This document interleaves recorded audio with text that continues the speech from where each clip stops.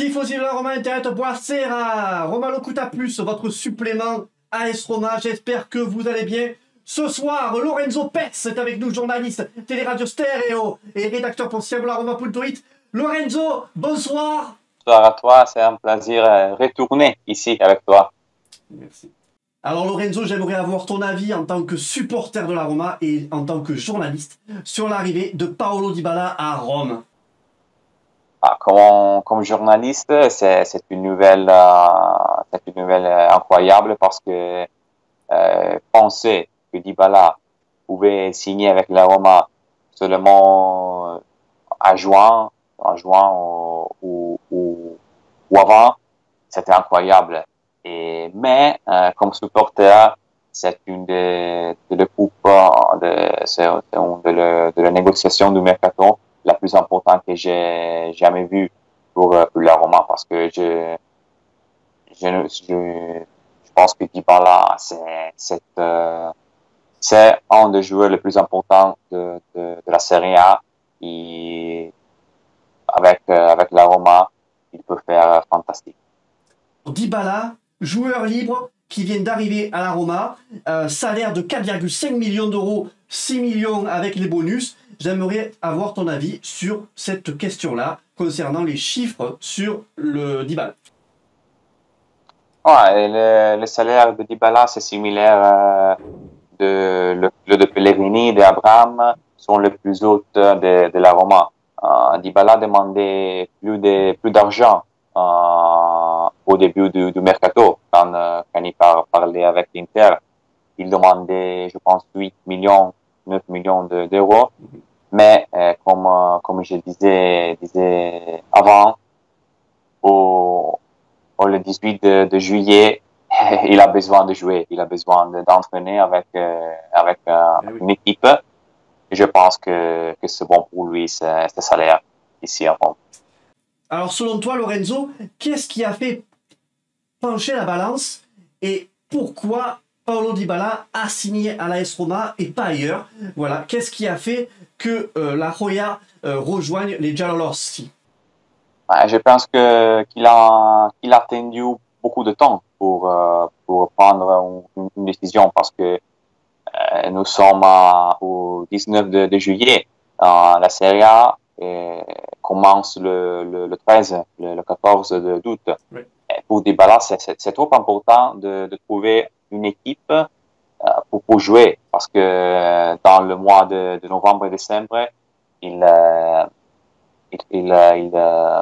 fait la Coupe du Monde. La Coupe du Monde, c'est important. Je pense que l'Argentine, c'est une de l'équipe qui peut gagner la Coupe du Monde en Qatar.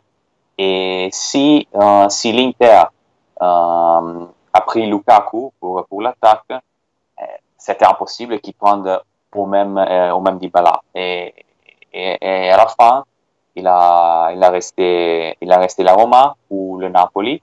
Et je pense que le projet de Fekir, la présence de Mourinho ici à Roma, c'était important pour le joueur.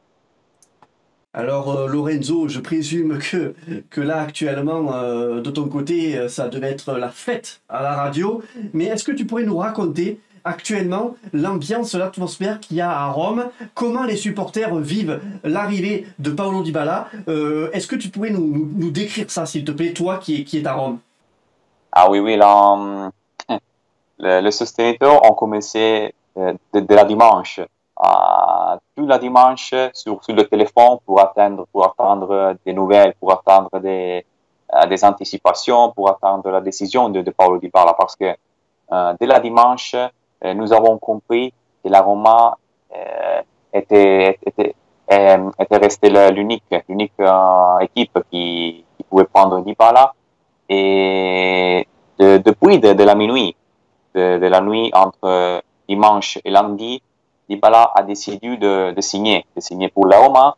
Et à 8 heures de la matin de lundi, Gianluca Di Marzio, qui c'est le plus important journaliste du mercato en Italie, a fait un tweet, Paolo Dybala, c'est un joueur de la Roma. Et c'était un lundi incroyable, c'était un lundi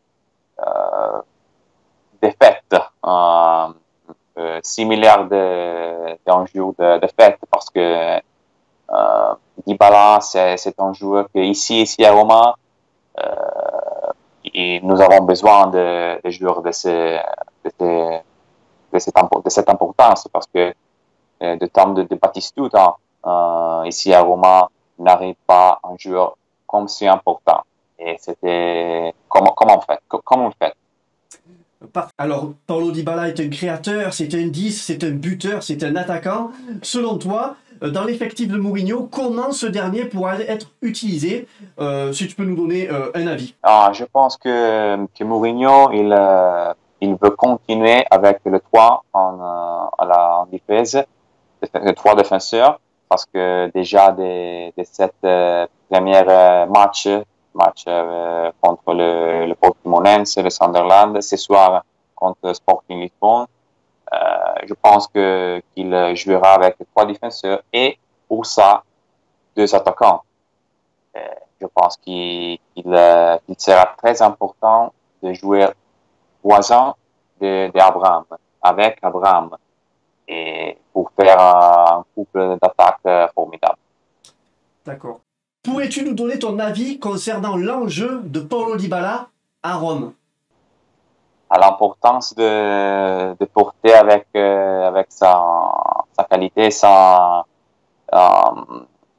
il peut porter à Roma en plus pour l'attaque, parce que je pense que la couple d'attaque Abraham et Dybala, c'est une des meilleures de toute la Serie A. Et je pense que Mourinho voulait Dybala parce que à la Roma, la Roma a besoin de joueurs communs Dybala, des joueurs similaires à Dybala, un numéro 10. Un numéro 10 que la Roma avait besoin. Et je pense qu'ici, s'il n'avait pas de problèmes avec son physique, il pourrait jouer beaucoup de matchs. Alors, Paulo Dybala est un créateur, c'est un 10, c'est un buteur, c'est un attaquant. Selon toi, dans l'effectif de Mourinho, comment ce dernier pourra être utilisé? Si tu peux nous donner un avis. Je pense que Mourinho, il veut continuer avec le 3 en défense, le 3 défenseurs, parce que déjà des 7 premiers matchs contre le Portimonense, le Sunderland, ce soir contre Sporting Lisbonne, je pense qu'il jouera avec 3 défenseurs et pour ça 2 attaquants. Je pense qu'il sera très important de jouer voisin d'Abraham, avec Abraham, et pour faire un couple d'attaque formidable. Alors, depuis l'arrivée de Paulo Dybala, c'est un débat qui a enflé entre supporters. Maintenant, le sujet est clos. Paulo Dybala a choisi le numéro 21 et non le numéro 10, le numéro fétiche de Francesco Totti, de Giannini, de Di Bartolomei. C'est un numéro que certains souhaitaient que Paulo Dybala porte, certains d'autres non. Il n'a pas l'étoffe. Selon toi, est-ce que Paulo Dybala a bien fait de choisir le numéro 21 ou bien aurait-il dû prendre le numéro 10? Lorenzo? Oui, je pense qu'il est un peu trop pour lui. Déjà la Juventus, il a pris le numéro 10 depuis 3 ans, 4 ans, parce qu'il y avait Pogba avec le 10. Je pense que s'il restera ici à Rome pour beaucoup d'années, il pourra prendre le 10. Mais pour maintenant, pour n'avoir de pression, plus de pression, il a choisi le 21, que c'est son nombre au même en Argentine.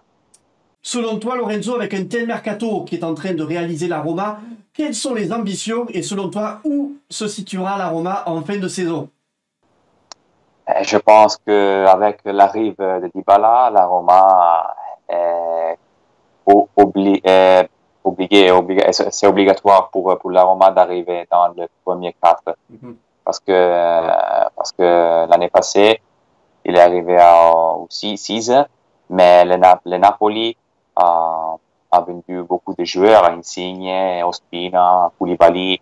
Je pense que Dybala peut peut faire arriver la Roma dans le premier quart.